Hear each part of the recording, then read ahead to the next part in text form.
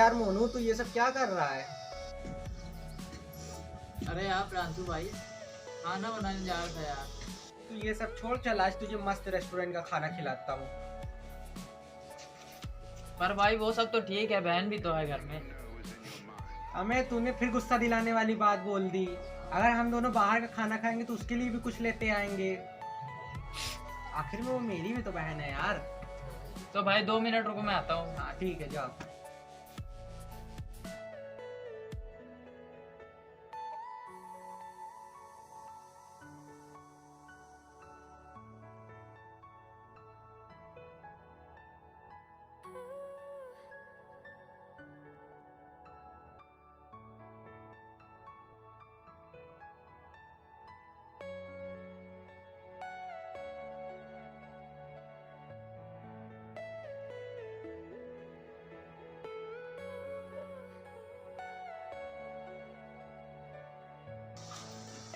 चल भाई। अबे यार, तू ऐसे बन के चलेगा? वही बेइज्जती कराएगा वहाँ पे? तो रुको भाई, मैं पहन लेता हूँ फिर जो मेरे पास है। अबे यार, मैं मजाक कर रहा था। चल अच्छा।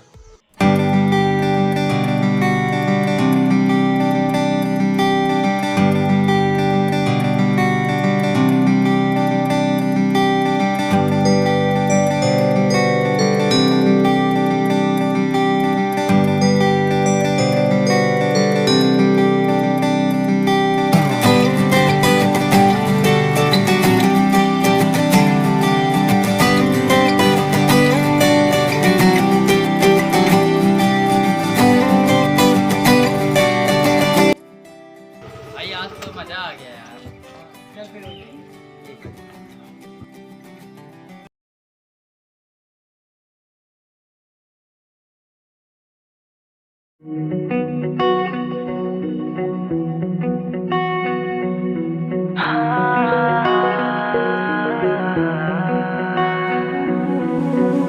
फूलों में खुशबू जैसे तू मेरा यार है, तेरे लिए तो यारा जान भी कुर्बान है। फूलों में खुशबू जैसे तू मेरा यार है, दर्द दुनिया है तो मरहम तू यार है। ठंडी हवाएं आए, याद तेरी दिलाए, खेतों का पानी भी इशारे कर रहा। वो जश्न है वापसी का, बरसात आई है, लौट आया यार मेरा पैगाम लाई है।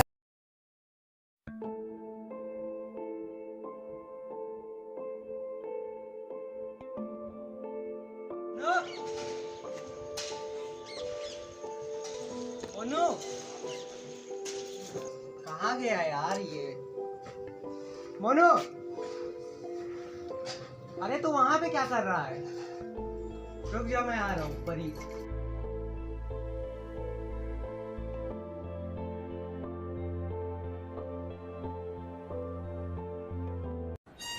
क्या हुआ? तू रो क्यों रहा है भाई? अरे आप प्रांशु भाई, मैं क्या बताऊँ, उस दिन जब हम लोग मिले नहीं थे आखिरी दिन, उसके बाद से यार बहन की तबीयत एकदम से ख़राब हो गई और वो हॉस्पिटल में यार भर्ती भी है और उसका ऑपरेशन कराना यार मेरे पास पैसे नहीं है। और मैं जहाँ काम नहीं करता था दुकान पे, वहाँ से भी मुझे निकाल दिया गया। क्यों? अरे यार मैंने उनसे बोला कि मुझे एडवांस पैसा दे दीजिए, बहन का ऑपरेशन कराना है और आने वाले समय में आप मेरी सैलरी से पैसा काट लीजिएगा। वही बात सुनकर उन्होंने मुझे निकाल दिया दुकान से दूसरे दिन। पैसा कहाँ से लाऊं भाई ऑपरेशन के लिए? चलो कोई बात नहीं यार, मैं तुम्हारी बहन का इलाज कराऊंगा। आखिर तुम्हारी बहन मेरी भी तो बहन लगती है। ठीक है, मैं घर जा रहा हूँ, पापा से पैसे मांग के लाता हूँ। ठीक है भाई, तू मेरा यहीं पर इंतज़ार कर, मैं अभी आता हूँ।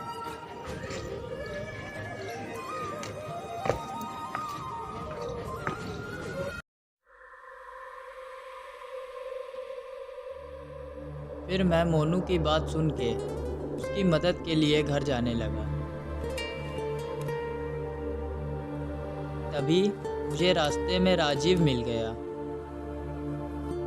और मैं राजीव के साथ चला गया। कुछ देर बाद मैं वापस घर आया।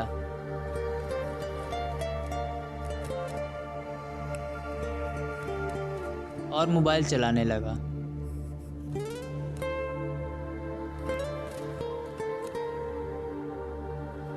मोबाइल चलाते चलाते मुझे नींद आ गई और मैं सो गया।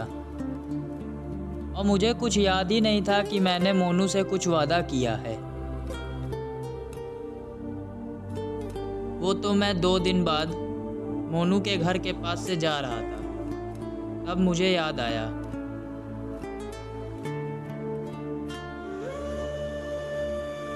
और मैं घर वापस चला गया मोनू की मदद के लिए पैसे लेने। फिर मैं मोनू के यहाँ आया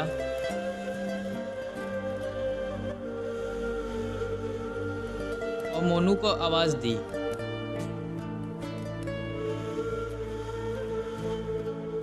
उसको मैंने हर जगह ढूंढा,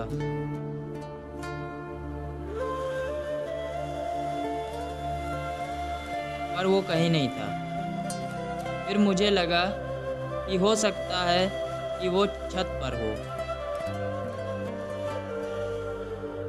मैं छत पर गया,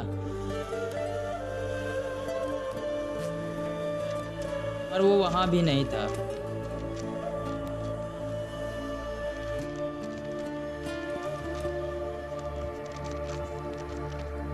फिर मुझे एक खत मिला जिसमें लिखा था, मेरे प्यारे दोस्त प्रियांशु, अगर तुम ये खत पढ़ पा रहे हो तो सुनो यार। उस दिन जिस दिन मैंने तुमसे अपनी छोटी बहन के तबीयत के बारे में बताया था कि भाई मेरे पास अपनी बहन के ऑपरेशन के लिए पैसे नहीं हैं, तब तुमने मुझसे बोला था कि भाई मैं ऑपरेशन के लिए पैसे दूंगा। मैं अभी घर जाता हूँ और पापा से बात करके पैसे ले आता हूँ। आखिर वो मेरी भी तो छोटी बहन है। उस वक्त मुझे तुम्हारी बात सुनकर बहुत अच्छा लगा। फिर तुमने मुझसे बोला कि भाई मेरा यहीं इंतज़ार करो, मैं आता हूँ पैसे लेकर। फिर मैं तुम्हारा इंतज़ार करने लगा। इंतज़ार करते करते कुछ घंटे बीत गए। मुझे लगा कि तुमको कोई काम आ गया होगा, इस वजह से नहीं आ पा रहे हो। मेरे पास इंतज़ार करने के अलावा कोई चारा नहीं था।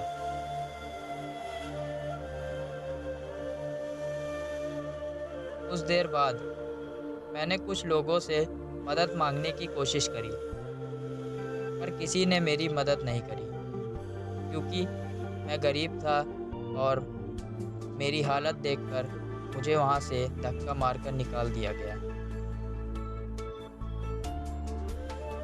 फिर मैं वापस घर आया और तुम्हारा इंतज़ार करने लगा।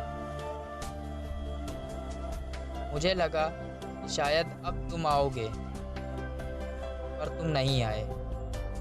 इसी तरह करते करते रात गुजर गई और सुबह जब मैं हॉस्पिटल पहुंचा, तब मुझे पता चला कि मेरी प्यारी बहन अब इस दुनिया में नहीं रही।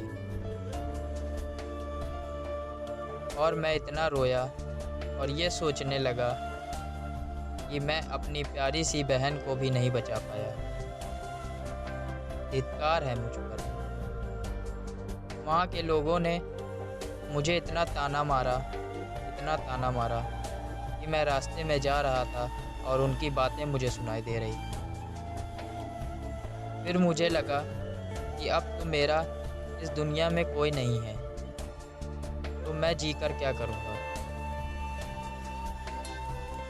मैंने भी नदी में कूदकर अपनी जान दे दी, क्योंकि मुझे पता था कि मुझ जैसे गरीब और अनाथ की इस दुनिया में कोई अहमियत नहीं है।